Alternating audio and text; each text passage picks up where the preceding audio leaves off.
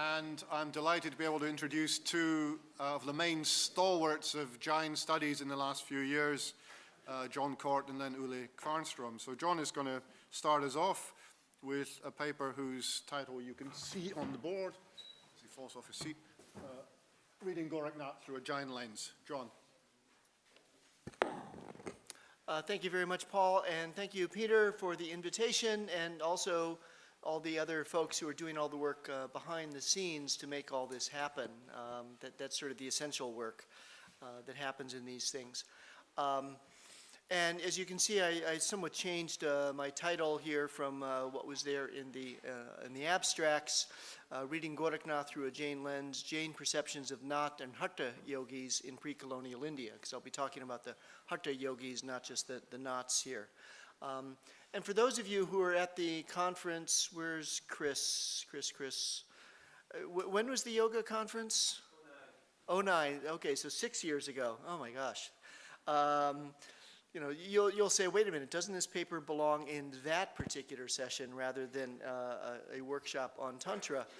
Which I think indicates ways in which some of these categories we use, and by we, it's both insiders and outsiders, are highly fluid, and certainly the dividing lines between much of what we think of as Tantra and much of what we think of as yoga historically, you know, over the centuries has not been as clearly defined as we might think. So,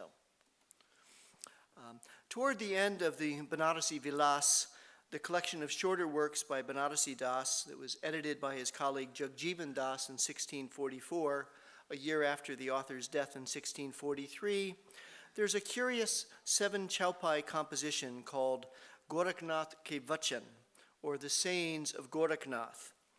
This text gives a favorable overview of Goraknath's teachings.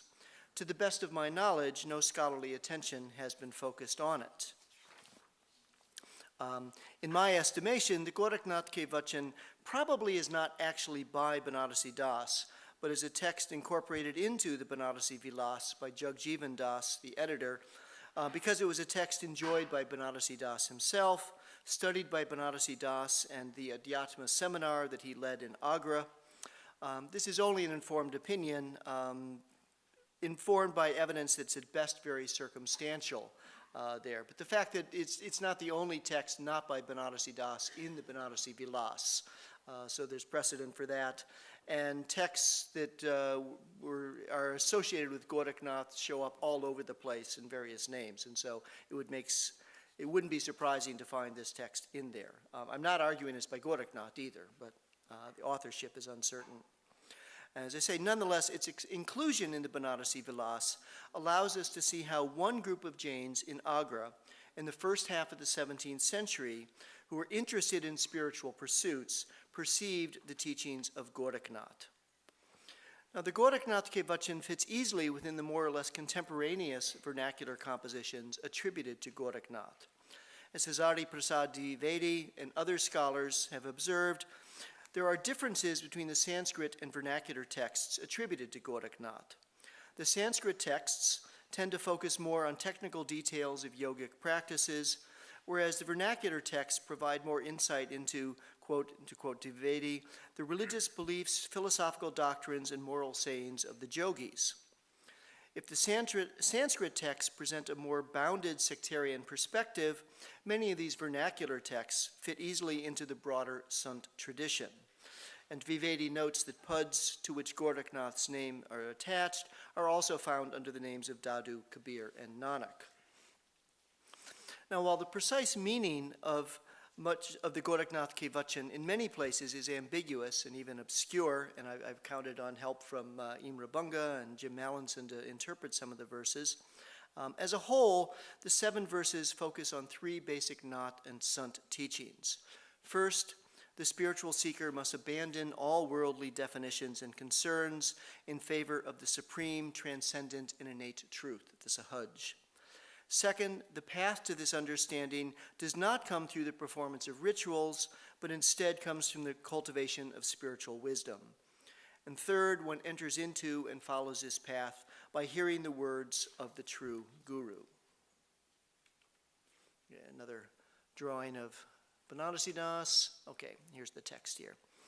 In the first verse, the poem says that whereas the people in the world are defined according to the three genders of male, female, and the third gender, the truth transcends such gendered distinctions, and so the seeker should abandon all of these gendered distinctions.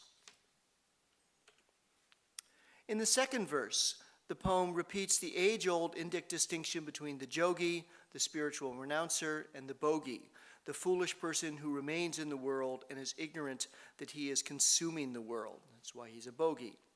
And to understand the difference between these two ways of being or two ways of living is crucial for spiritual success. If you don't, you're a fool. In the third verse, the poem points to two positive spiritual paths of textual study and controlling the breath. These two will lead to the supreme truth, the paramartha. A person who does not seek the supreme truth is unrighteous, adharmi. Now, this is the only reference in the poem to breathing practices, here called pavan, that are one of the hallmarks of yoga, especially hatha yoga. And remember, I'll come to the hatha yogis later. But this should not come as a surprise that there isn't much reference to breathing and breathing practices, for the Naths have long exhibited what Jim Mallinson has called an apathy toward the various bodily practices associated with hatha yoga that we'll come to later in my talk. My fourth verse, and this is one I'm deeply indebted to Jim for helping me sort out, introduces the concept of maya, or illusion. It's quite likely that maya actually means money, since yogis still today use maya as a kind of yogi slang, to quote Jim, for money. Now, people in the world think that money is something real and important, but sunts, economists, and people who deal in Bitcoin all will say it's just an idea. It's a social construct that functions only as long as everyone participates in the shared illusion that it actually means something. Someone under the illusion that he has money thinks that he is a master. And when he loses all his money, he thinks he is now a servant. Even someone who thinks that by becoming a big patron who engages in religious gifting or dana, to allow him to overcome the power of illusion and to renounce the power of money to entangle him in the world, is still ignorant of the truth. In the fifth verse, the poem turns to the understandings of the body, using the term pind, the term most often used for the body in texts attributed to Gorakhnath. It distinguishes three forms of embodiment: as a tender young student, as a hard middle-aged cart puller, and as an old geezer. The poem concludes that people of all three ages who allow themselves to be defined by their bodies are in fact stupid. Mura. In the penultimate verse, the poem stresses the need to investigate matters, to employ the fire of meditation, to become absorbed in knowledge. Without these, you remain a childish simpleton, a balabola. Now, Jim Mallinson, I'll stop quoting you at some point, Jim, has said of the Naths, rather than engaging in complicated spiritual practice, liberation is achieved through sahaj yoga, natural yoga, whose only real practice, if any at all, is the repetition of the name of the divine. We see this clearly in the last verse, where the poet introduces the concept of the word, here bacha. While the grammar of the first foot is very unclear, it appears that the poem is saying that even birds can pierce through ignorance by hearing the word, and thereby reverse their path of worldly engagement. One learns the word and the true path to liberation only from the guru. In place of worldly matters, Gorakhnath, as the true guru, the Satguru, teaches the business of sahaj, the innate. While this reference to spiritual pursuit as a business is found widely in Sant literature, I think it would be particularly poignant for the well-to-do merchants around Banarasi Das in his spiritual circle in Agra. And finally, the poem ends with the widespread Sant admonition that all people who engage in ideology and dispute, vad vivad, therefore I don't want any arguments to this paper, are in fact merely blind. Go back to Banarasi Das there. As with many of the pads attributed to Gorakhnath, one could replace the signature of the Gorakh with that of any of a number of other Sant poets in the Gorakhnath Kevachan. Nonetheless, the poem presents an accurate précis of the basic vernacular teachings of Gorakhnath and the Nath Sampradaya. If the poem was composed by a Nath, it gives us some sense of how an insider would present the teachings of Gorakhnath in the first half of the 17th century in North India.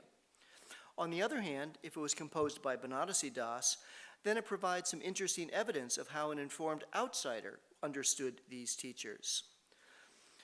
What we see in the poem is a Jain collection. What we see in this poem in a Jain collection is a very favorable response to the teachings of Gorakhnath.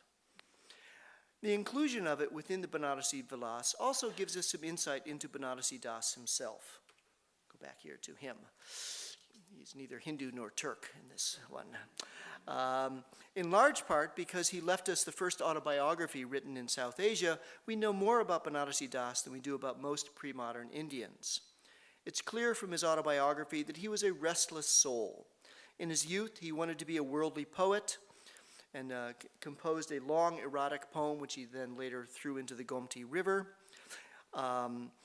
Later in his youth, he came under the influence of a, quote, crooked sannyasi who taught him a mantra, probably a tantric there.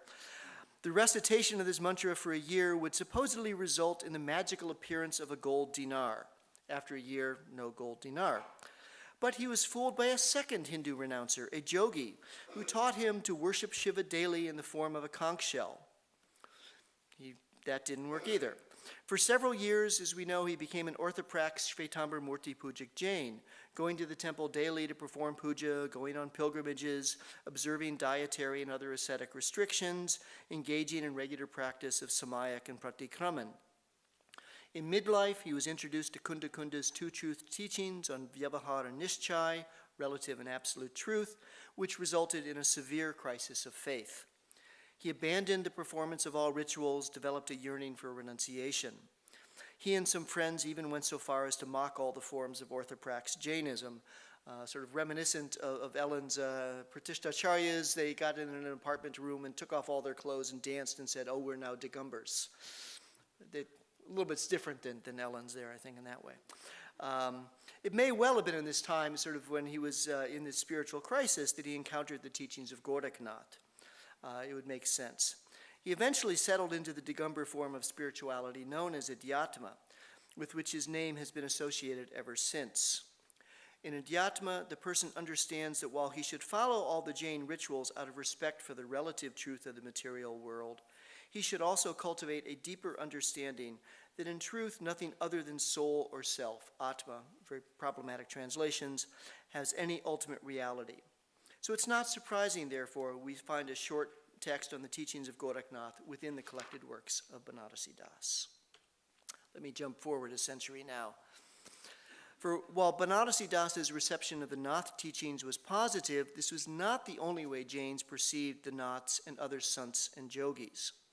A century after Banarasi Das, the Jaipur-based Tirapant ideologue Todermal, who lived from 1719-20 until 1766 or 67, included a discussion of yogic practices in his magnum opus, the Mokshamarg Prakashak, a text in prose that he left unfinished at his death. More than anyone else, Todermal was responsible for laying the intellectual foundations of the Digambar Therapanth. To do this in the Mokshamarg Prakashak, he both presented the Therapanth perspective on what religion really was, and also engaged in lengthy refutations of all other spiritual paths. Much of his criticism was aimed at the long-standing mainstream of North Indian Digambar Jainism, what eventually became known as the Bispanth. But he also devoted the 5th chapter of this text to a case-by-case refutation of a wide array of non-Digambar forms of religion. He detailed the ritual, intellectual, and cosmological faults of the Vaishnavas, the Shaivas, the Vedikas, the Mimamsakas, Islam, Sankhya, Nyaya, Vaisheshika, Buddhism, Charvaka, and both Murti Pujik and Dundak branches of Shvetambar Jainism. In this wide-ranging attack on all other forms of religion, he turned his attention to the practice of yoga.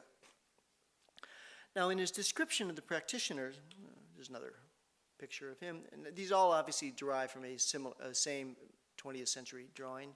There we go. In his description of the practitioners of yoga, Todermal did not cite any texts, but rather appears to have based his discussion on both what we might call common knowledge and what he encountered in Jaipur. He does not mention any specific yogic tradition or community, and the distinctions amongst them probably would have escaped his notice anyways. In many ways, he described the stereotypical yogis of the early 18th century.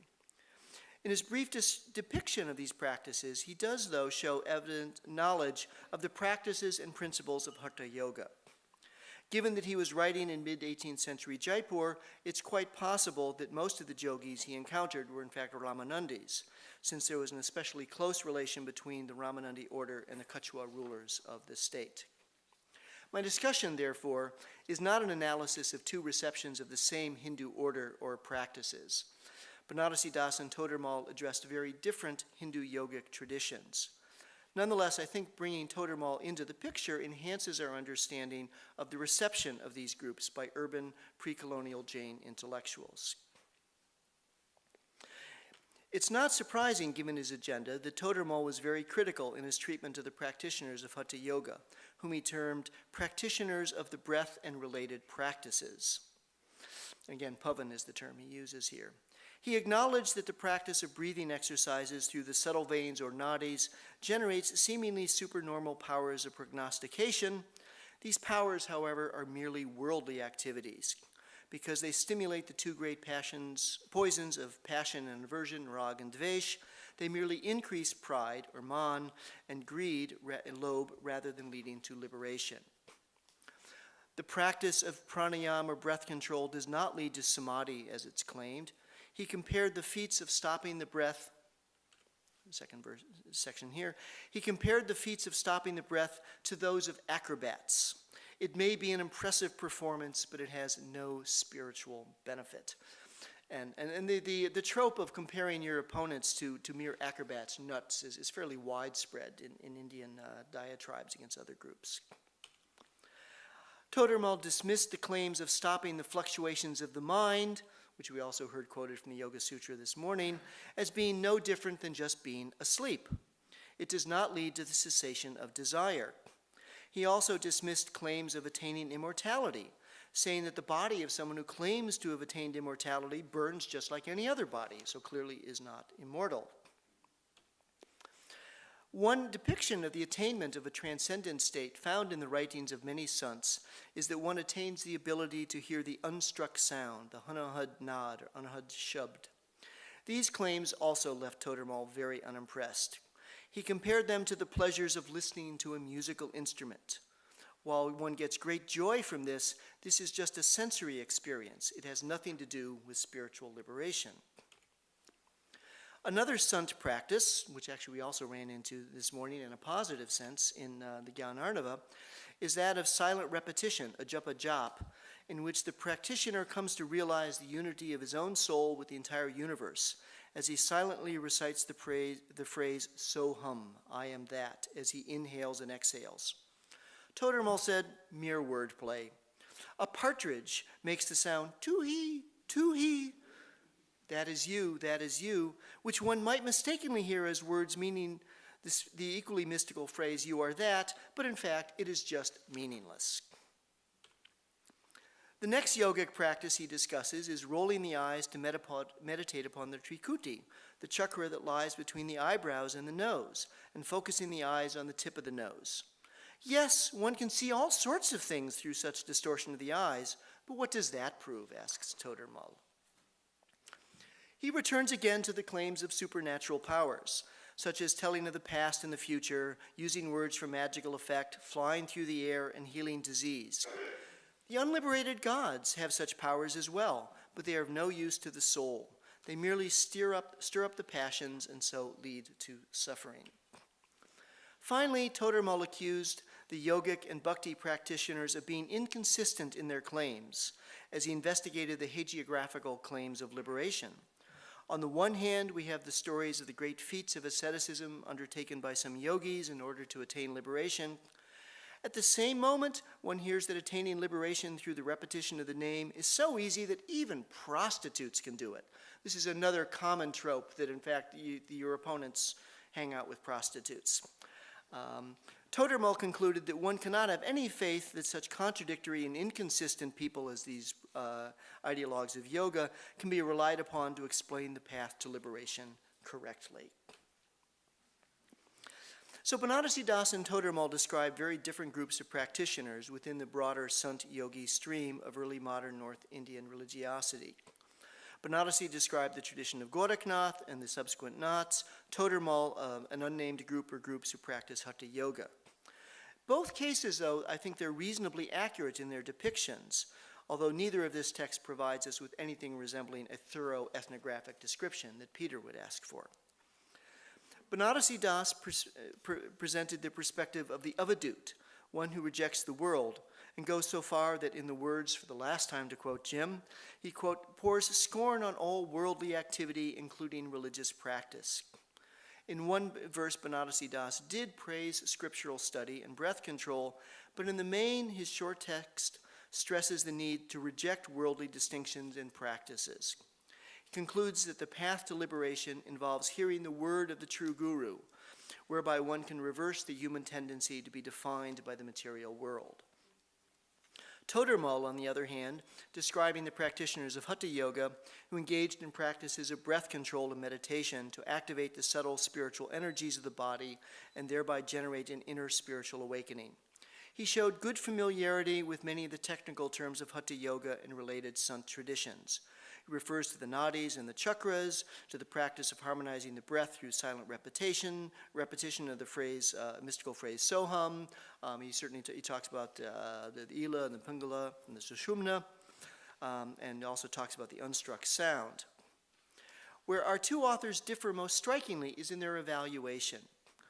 As I said before, the inclusion of the Gorakhnath Kevachan within Banarsi Das's collected short works show a very positive reception of this text. Todormal, however, had nothing good to say about practitioners of Hatha Yoga, compared them to acrobats, stating that even prostitutes can attain similar spiritual results.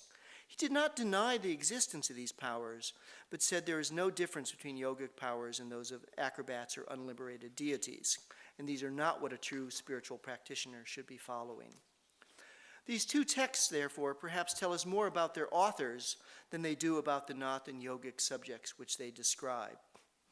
Todormal's criticism of Hatha Yogis came in a chapter in which he engaged in sweeping criticisms of all other spiritual disciplines. He evinced the correctness of his own position, argued that to think otherwise is to be a fool.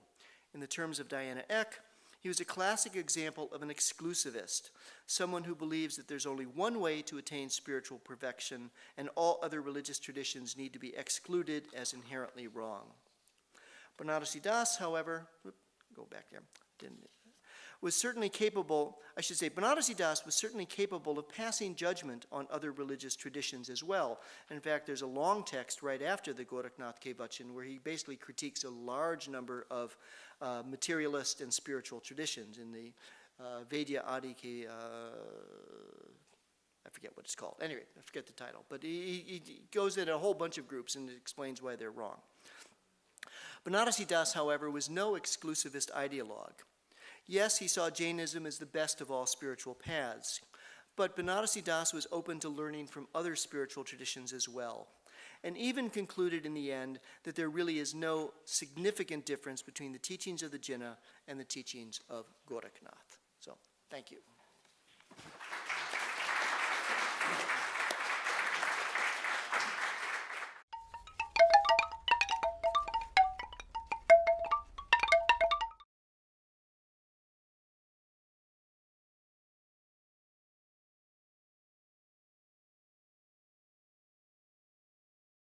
And I'm delighted to be able to introduce two of the main stalwarts of Jain studies in the last few years, John Cort and then Ule Kvarnström. So John is going to start us off with a paper whose title you can see on the board as he falls off his seat, Reading Gorakhnath Through a Jain Lens. John.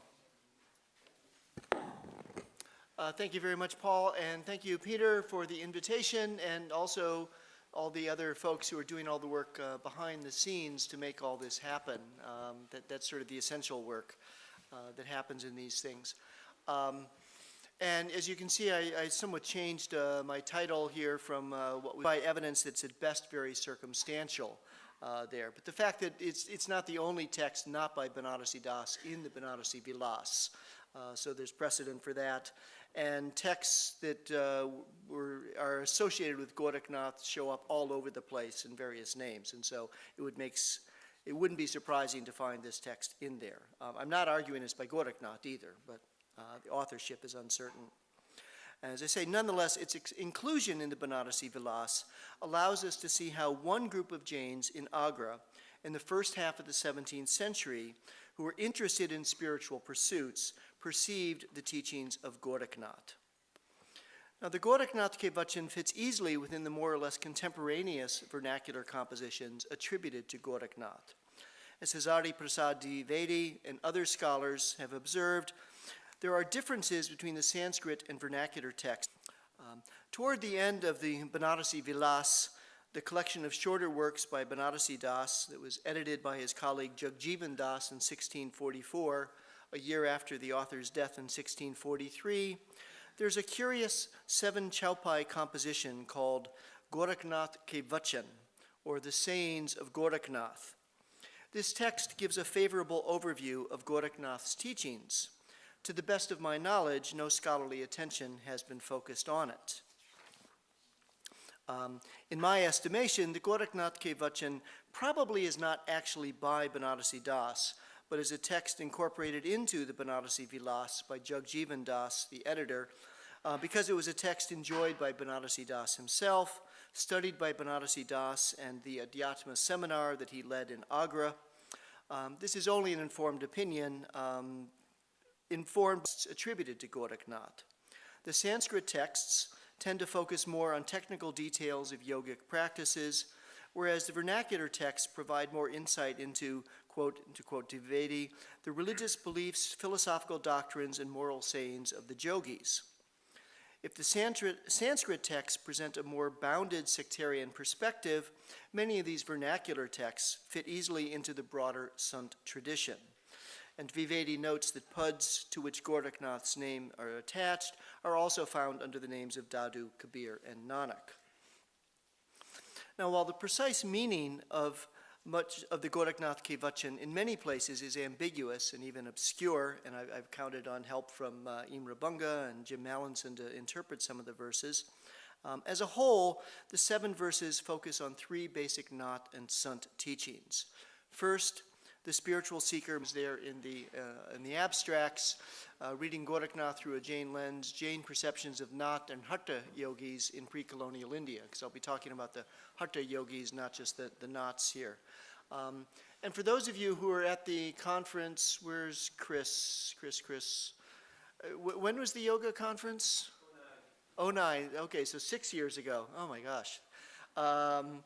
You'll say, wait a minute, doesn't this paper belong in that particular session rather than a workshop on Tantra?